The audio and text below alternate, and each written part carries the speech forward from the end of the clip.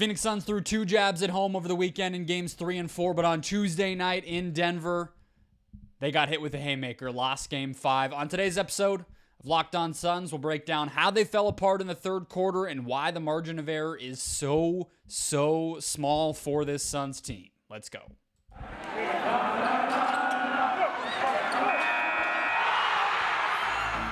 You are Locked On Suns, your daily Phoenix Suns podcast. Part of the Locked On Podcast Network, your team every day.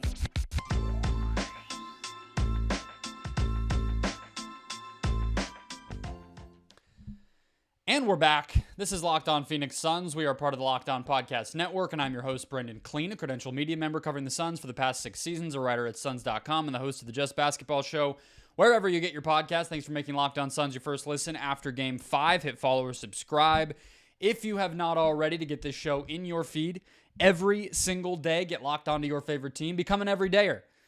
Get all the news and analysis you need about this team each and every day. You can also follow along at Locked On PHX Suns, where we have our 7 words or less game takes after each and every game. Some language going on in these, but I'll share a few that are appropriate here. We have at NV Dominic with Suns in 7. We have at WowStick with KD can't shoot at altitude. But yes, follow along on Twitter to get involved in the conversation yourself on game days and get new show updates and all the rest. 118-112 was the final score. The Phoenix Suns lose in Denver in Game 5. They are now on the brink of a series loss for the first time heading into a Game 6 since the finals in 2021. And obviously it's been a different type of series, but it doesn't feel good, right? There's no way around that. And so we'll talk about everything that went into this loss, starting with the third quarter falling apart. Collapse is maybe, we'll go with collapse. That was how bad it looked out there. And that was the moment of the game tonight. We'll break it down in detail. First, today's show, guys, brought to you by Gametime. Download the Gametime app, create an account, use the code LOCKEDONNBA for $20 off your first purchase. Last minute tickets, lowest price, guaranteed. All right, third quarter. The Suns were incredible at the end of the second quarter to cut this lead down. They go on a 10-2 run. KD finally gets comfortable after starting the game 1 of 7 from the field. Denver gets up just 6 after KD hits a jumper over Braun, that 10-2 run that I just mentioned. The Suns go with Payne, Booker, Warren, Durant, and Ayton for a bit there. They survive minutes where Cam Payne is guarding Jamal Murray. Then Landry Shamet comes back in. The run continues. You have a Booker pull-up 3 to tie the game at 45 with about 3 minutes left in the second quarter. Then Jamal Murray turns his ankle. Wow, the momentum is all on the Suns' side. Terrence Ross hits a 3 to put the Suns up 1. At about the 2-minute mark, overall, the Nuggets scored just 17, and you're feeling good. The Nuggets obviously were up 52-49 going into the half, but considering that they were up 15, 35-20 midway through the first quarter, or early in the second quarter maybe is more accurate there, that's a good outcome.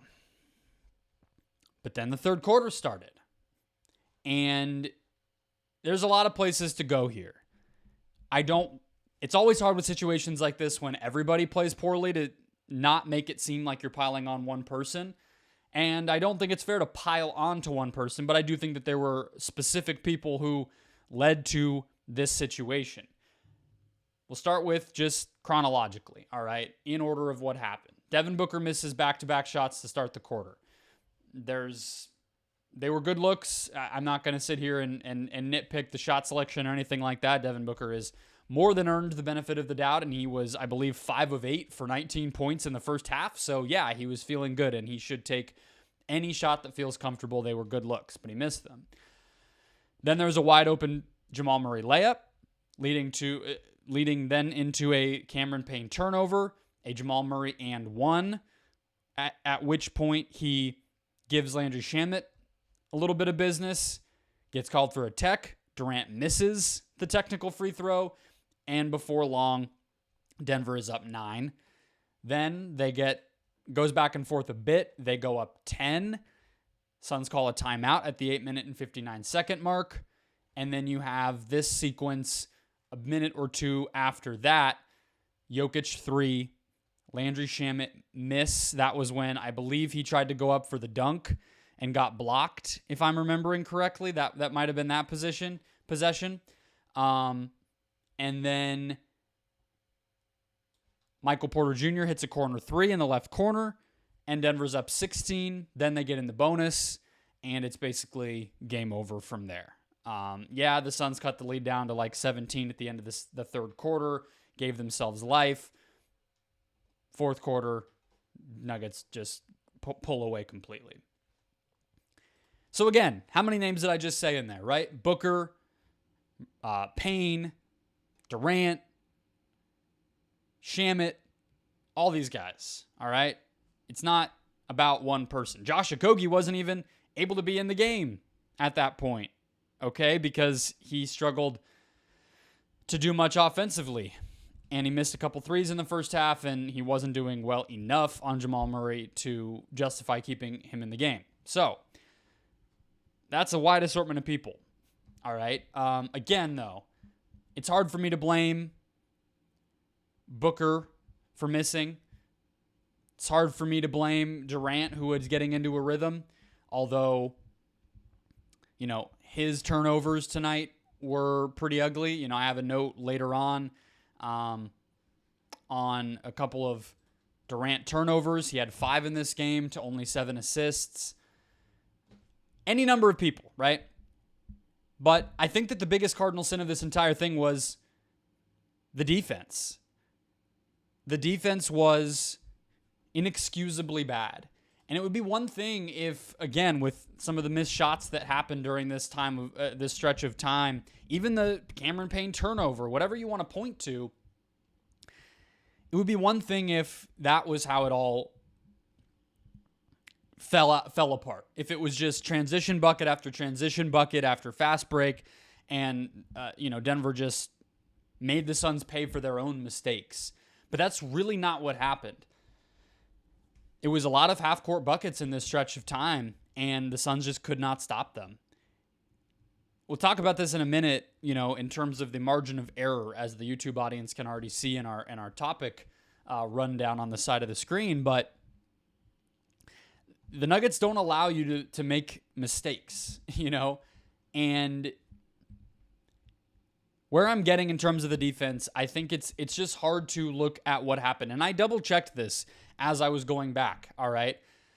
The stretch from when the third quarter began until the Nuggets went up 20, there were 4 baskets where Deandre Ayton specifically allowed shots to go in or fouled Jokic or whatever the case was. The 2-man game with Murray and Jokic again, in the more of the dribble handoff variety, the Suns couldn't do anything.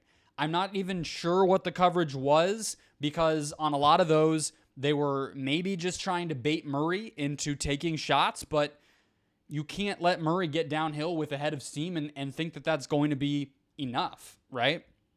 And he was doing that. And so Shamet fouled him at one point. I think twice Shamet fouled him. Definitely on the one where he got the technical and made the N1 free throw. And the reason I say I don't even know what the coverage was is Ayton was staying home on Jokic around the free throw line, or even further out than that, where the dribble handoff was happening. Jokic just planted himself. He didn't even really roll. Ayton was staying there almost face guarding the dude. And so, okay, I don't want to just assume it was Ayton's fault, because that seems pretty intentional. But Durant wasn't really helping at the basket. He's standing right there. Aaron Gordon is in the dunker spot. The help is very obvious. It's not even from the 3-point line all the way to try to block Murray's shot from the weak side. It's the dunker spot. You take a few steps, at least try to contest, and that wasn't happening. So if the genuine plan defensively was try to see if Landry Shamet can just cut off a Jamal Murray drive with no help, I don't think that makes sense either. So as much as I don't want to point fingers on that, it was a complete collapse, and it allowed Murray to get 2 or 3 buckets early, get back into rhythm after he had not been in rhythm in the first half, and that ankle had been bothering him. And then you have Ayton, when situations do materialize, 2 buckets where he lets Jokic score or fouled him or both, and then another Jokic steal in transition where I believe he's able to post up, I don't even remember who it was. Maybe it was Shamit or TJ Warren, or I don't remember. And that's another one where, Ayton wasn't even there to help. I missed the full play. I just watched back the Jokic score there. But that's 3 or 4 possessions where the Nuggets just got completely easy baskets because of defensive breakdowns, primarily by Deandre Ayton, but also in some cases seems like a schematic failure. That combined with Booker missing, Durant continuing to be inconsistent, and the small margin of error that we're about to talk about ballooned this lead from reasonable to out of reach in an instant, and that's what Denver can do to you.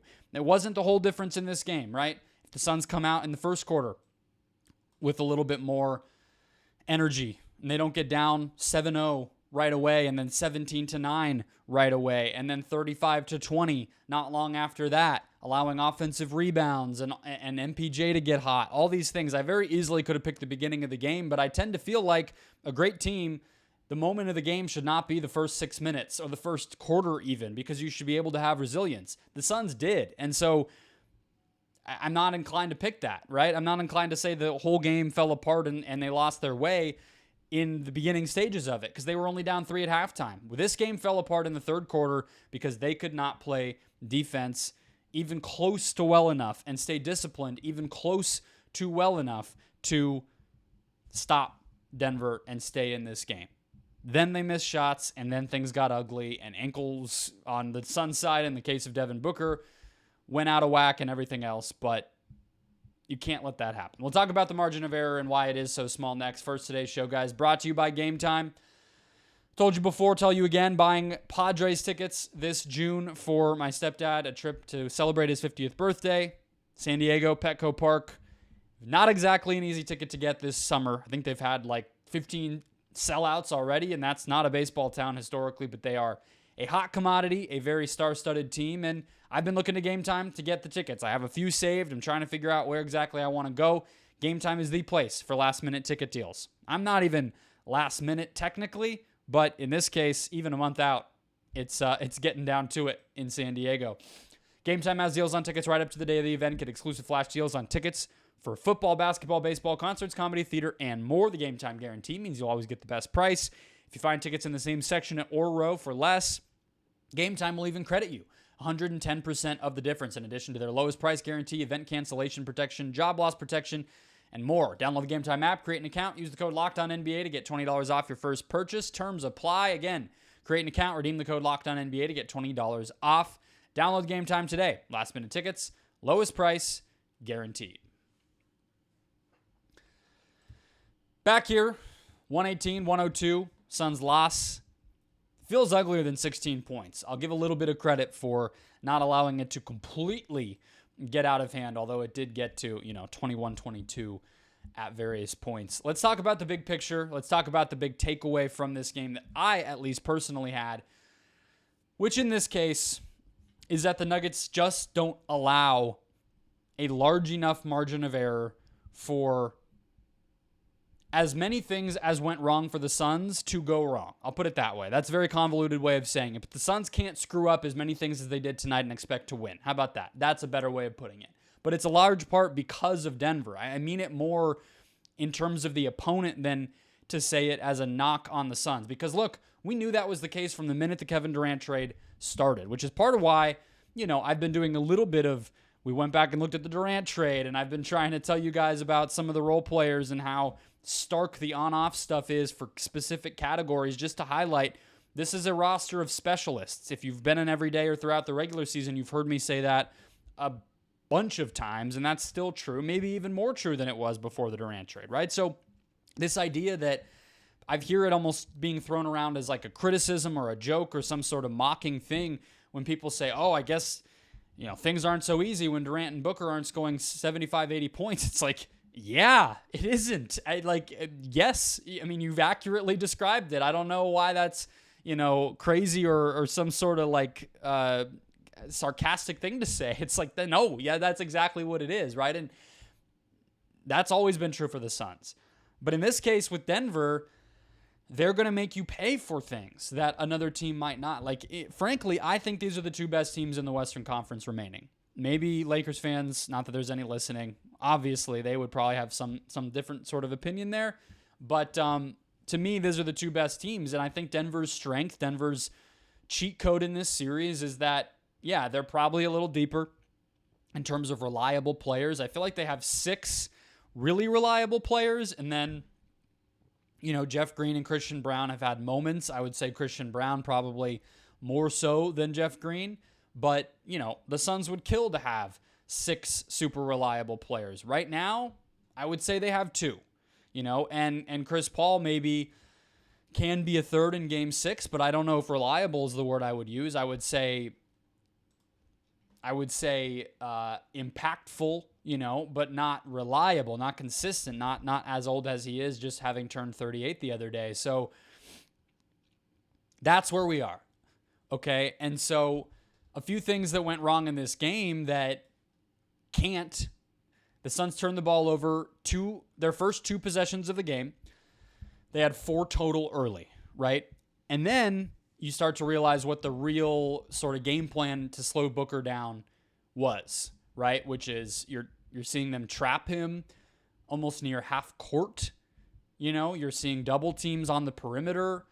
You're seeing Caldwell Pope be incredibly physical with him. They both get personal fouls in the first 2 minutes and 30 seconds of this game.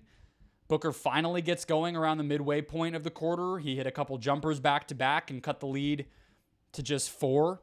And then it gets ballooned again because Michael Porter Jr. gets hot, right? We talked about Durant starting 1 of 7. We talked about, Shamet getting blocked was the first quarter. I got it mixed up with the section I was talking about in that last segment. But that moment, Durant with both the turnovers and the misses. And honestly, to me, I think Ayton was 2 of 6 or 3 of 6 in the first quarter, and they were able to funnel the ball to him, which, as we saw in the Clippers series, it's like even when it's working, it tends to be a sign that the Suns offense is not performing at its highest capacity because the ball is not it's not a 3. It's not a great shot from one of your stars. It's like a floater or some sort of hook shot from Ayton. That's a low percentage opportunity.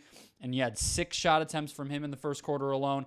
All those things allowed the Nuggets to get out to that early lead. It took an incredible performance from Booker in particular, but I would say also Durant to an extent in that second quarter in order for the Suns to even it up. And then things fall off again in the third. Without Booker scoring double digits in the first quarter, setting the tone as a transition scorer, creating opportunities for other players, the Suns were down 11 at the end of the first quarter. And in a way, as much as that third quarter mattered, even the version of this game, in my opinion, where Denver doesn't get up 20 in the third and maybe just maintains that sort of 5-ish point lead throughout, based on how these guys were all playing, aside from Booker and Durant, I don't feel like the Suns win that version of the game either, right? That made it a lot easier for Denver, and it was a lot of inexcusable mistakes for the Suns, but I think that the Nuggets were in control. And the reality of that stretch in the third quarter is that it's all the things that, again, reinforce this point of how small the margin of error is. It shouldn't be the end of the world when Booker misses the first 2 shots of the third quarter. But with Denver being such a machine, it is, because they're going to make shots on the other end. They put up 118 points tonight, you know what I mean? And so that type of rhythm of the game, they force you to be almost perfect. When Jokic is on the bench, maybe you get a little bit of grace period to try to, make up some ground or extend your own lead if you have it. The Nuggets did shoot better tonight. Their role players were better. Michael Porter Jr. got hot, all these things, but really that's pretty reliable. It might not be the same players every night. It might not be the same patterns of the game every night, but they're going to basically make shots. They're going to shoot close to 50% from the field in all these games. They're not going to turn the ball over a lot, and you have to match that. You look up and down the box score tonight. Yes, Durant and Booker combined to be 18 of 43. way below 50%. You had TJ Warren, 2 of 7. Landry Shamet, 2 of 6. And this Okogie, 0 of 3, right? Like, even just those 3 guys, those 3 players at various points have been that outlet release valve sort of opportunity for the Phoenix Suns. And when all 3 of them can't make a shot, things are not going to go well. Terrence Ross did fill it up, but a lot of that was once the lead had already gotten up and the Suns just put a shooter out there and told him, take him, buddy. And he did. And okay, but that wasn't in the competitive portion of the game. The guys that they needed more offense from in that first half and early second half were Okogie, Warren, and Shamet, and those guys combined to shoot 4 of 16. And then 10 turnovers, 5 from Durant. Those are all the mistakes that add up. All right, so going forward, it is going to need to be Booker and Durant. Maybe it's not 83 like they had in Game 3, but they're going to need to score at least 30 plus, and you're going to need some sort of perimeter scoring elsewhere on this roster, and that's going to be the recipe. Can it be Chris Paul coming back? Can it be, one of these guys who had played well at home between Warren and Shamet? Maybe Ross gets even more time in game 6, and it can be him. I don't know, but that's basically what you're looking at. Those 2 guys being awesome and one more player stepping up. In this game, neither guy was awesome, and no one else stepped up, and that's how you get a blowout. All right, let's close things out. Talking about Josh Okogie, who may be out of the rotation just like Torrey Craig was before long, did not play in the second half, and how transition continues to be a key on both ends in this series. First, one more quick break. Closing out the show here, 118-112, Suns lose Game 5. We're wrapping up our recap. Let's go through to the bench mob vibe check, the rotation check-in, as we always do here. Josh Okogie played 8 minutes, 1 point, 1 assist, 0 rebounds, minus 14, and did not see the court in the second half. I would not be surprised if we see a change to the starting lineup in Game 6. Maybe 2. We'll talk about Chris Paul more once we know more on Wednesday when you are listening to Thursday's show. Hopefully there's a little bit more info out there, but that could be one. The other one is likely to be somebody in place of Okogie, and my guess, my hunch, my very well-informed prediction based on what we saw in the past few games is that starter would be Landry Shamet. Shamet is pretty much the only other player that Monty Williams seems to trust to guard Jamal Murray. I suppose there's another world in which Booker guards Murray. I don't think that's tenable for an entire game, considering how much you're asking Booker to do offensively. The fact that with the foot/ankle situation, he might be feeling a little bit less than 100%. So if it's going to be Shamet, if Okogie's not going to be in the rotation, then you start to say, okay, well then who guards Murray when Shamet's out? And so maybe Torrey Craig can be that guy. Maybe he comes back in. I thought he actually defended Murray decently well. I just think Monty is realizing he needs to have shooting out there for the reasons we just talked about, right?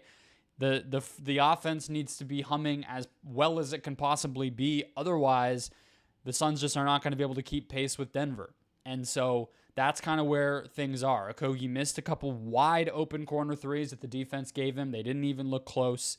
He didn't attack the closeout or the lack of a closeout sometimes like he has in the past to get to the free throw line or crash in for offensive rebounds. He just hasn't been making an impact on this series offensively, and the defense has been good enough, but nothing special. And so that's the conundrum.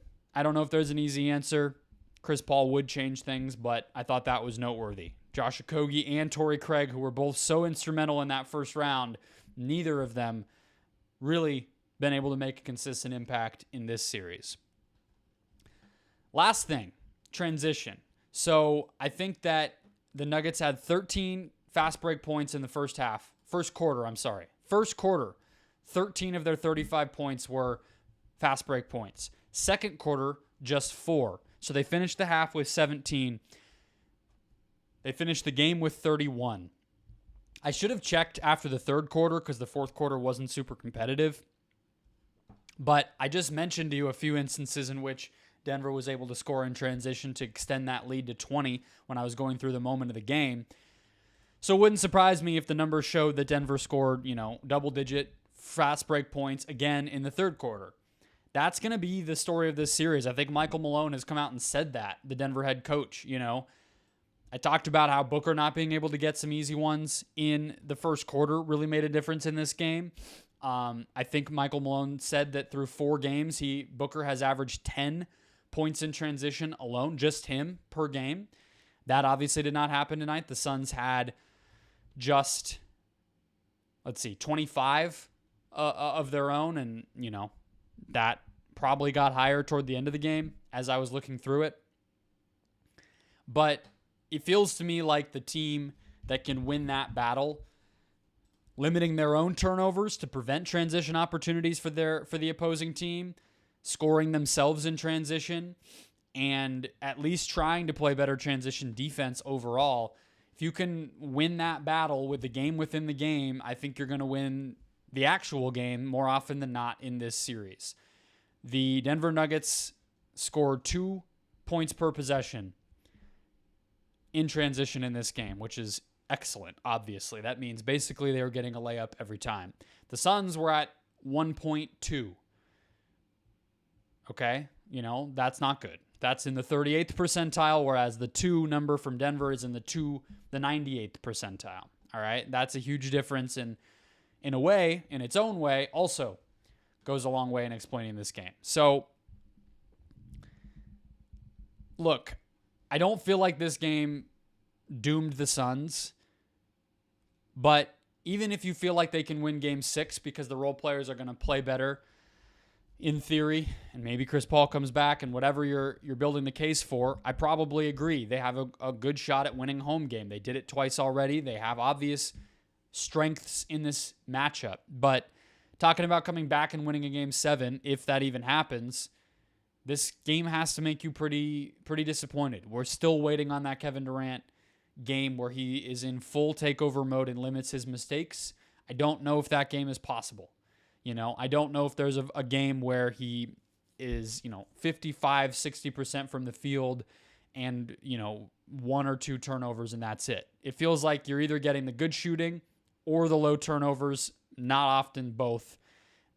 And that might just be the reality, which means another player needs to step up on the perimeter. We'll see.